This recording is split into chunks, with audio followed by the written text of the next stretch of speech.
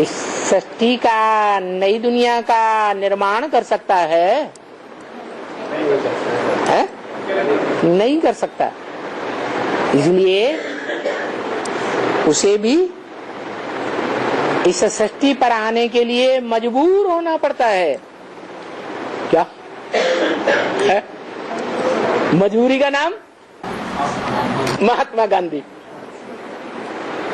क्या मजबूरी है? अरे पिता बनने वालों की क्या मजबूरी है?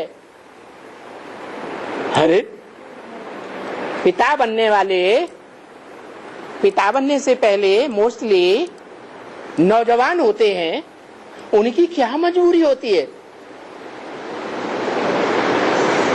हा? जो बरबस पिता बनने के लिए लालायित हो जाते हैं। अरे कोई मजबूरी होती है? जो शिव बाप भी कहते हैं मुझे इस पतित दुनिया में आना पड़ता है, पतित शरीर में आना पड़ता है, माने मजबूरी है, हा? या नहीं? हा? मजबूरी है। हरेक कुमार की, हरेक पिता की, कुमार जो पिता बनने वाला है उसकी क्या मजबूरी है? अरे यहाँ ज्यादातर गृहस्थी बैठे हुए हैं, बताओ ना। तो कुल का नाश हो, कुल का नाश हो जाएगा। अच्छा, कुल बनाने के लिए मजबूरी है, कुल का ठेका लिया हुआ है क्या? कुल के ठेकेदार हैं? अरे कोई तो बताओ। है? कोई नहीं बताता है?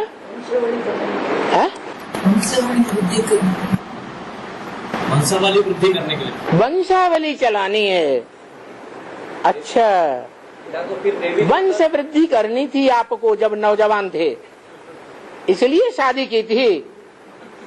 अरे सच्ची सच्ची बात बताओ।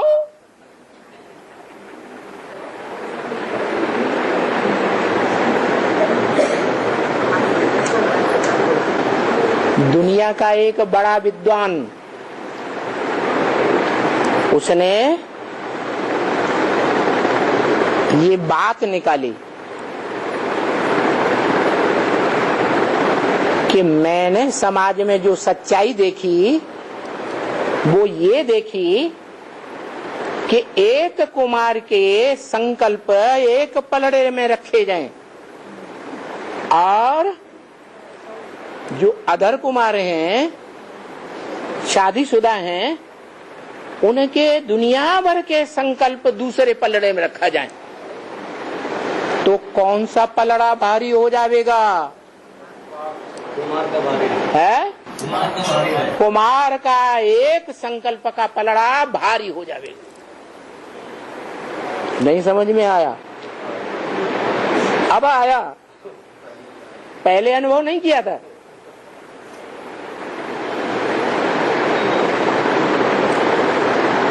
जो अकूट शक्ति का भंडार है पुरुष, जैसे शिव बाप बड़े से बड़ा बाप है, परम पिता है, उसका कोई पिता नहीं है, वो अकूट शक्ति का भंडार है, बेहद की शक्ति है। ऐसे ही इस सृष्टि में, हद की दुनिया में बेहद शक्ति का भंडार हरेक पुरुष मात्र होता है, जिसे ब्रह्मवाणी में बोला है, ब्रह्म वाक्य में दादा लेखराज ब्रह्मा के द्वारा बोला है। याद आया? हाँ, बोला है कुमार यदि चाहे तो कुछ भी कर सकते हैं। पूरी दुनिया का विनाश करना चाहें तो विनाश भी कर सकते हैं, और नई दुनिया की स्थापना करना चाहें तो नई दुनिया की स्थापना भी कर सकते हैं। माने असंभव से असंभव कार्य को संपन्न कर सकते हैं। क्या ताकत है उनमें? अदर कुमारियों में वो ताकत नहीं बताई। कुमारों में क्या ताकत है?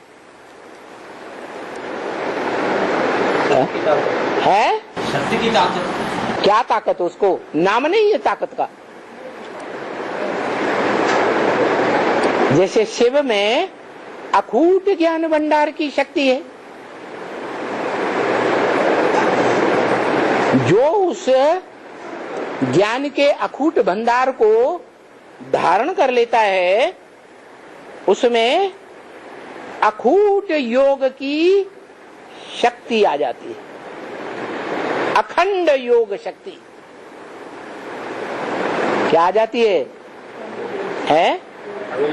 अखंड योग शक्ति आ जाती है, जो योग की पावर दुनिया के कोई योगी में नहीं होती है। ऊंचे से ऊंची आत्मा शिव बाप योगी है। योगी है? योग लगाता है? नहीं लगाता है। वो योगी नहीं है। क्या है? अखूट ज्ञान का भंडार है,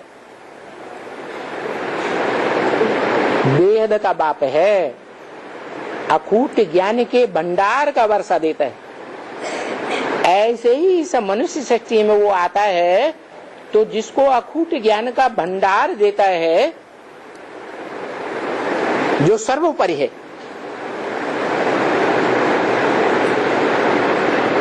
गीता में भी लिखा है, नहीं ज्ञान सदृशम पवित्रम विहि विद्यते। इस संसार में ज्ञान के समान पवित्र कोई चीज नहीं है। और शिव बाप ने भी बोला, दुनिया के सारे काम पवित्रता की शक्ति से होते हैं। तो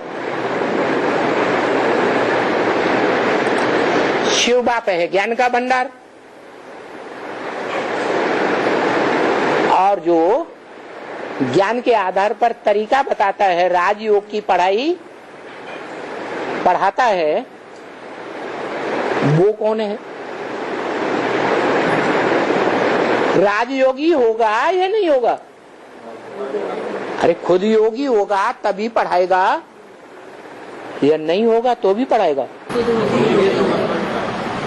बाप खुद जमींदार होगा तो जमीन देगा,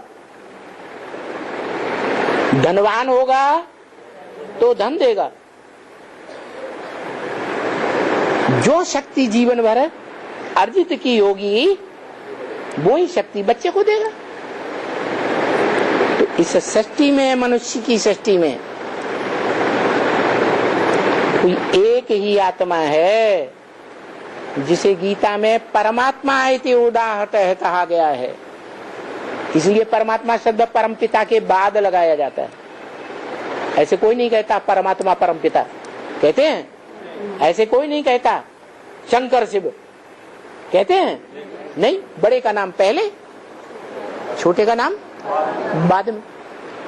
तो वो परमात्मा का मतलब ये है, भोगी आत्माओं के बीच में परम पार्टधारी, योग बल के आधार पर बाप समाना भोक्ता बनता है। तो जो अभोक्ता बनता है, वो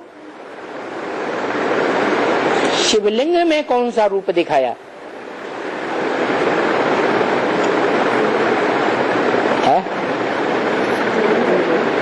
शिवलिंग में कौन सा रूप है जो भोगी है?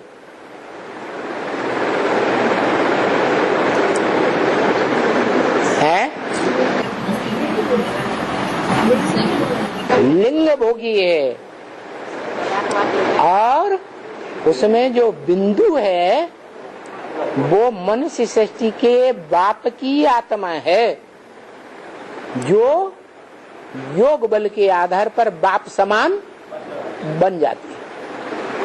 यही बात शिव बाप कहते हैं ब्रह्मा मुख से, ब्रह्मवाणी में। क्या क्या कहते हैं? ना मैं पूज्य हूँ न मैं पूज्य हूँ न पुजारी बनता हूँ। वो पूज्य भी नहीं, पुजारी भी नहीं, क्योंकि पूजा उसकी होती है जो प्रैक्टिकल जीवन में पवित्र बने, उसी की होती है ना। और पुजारी वो बनता है जो पूज्य बना हो।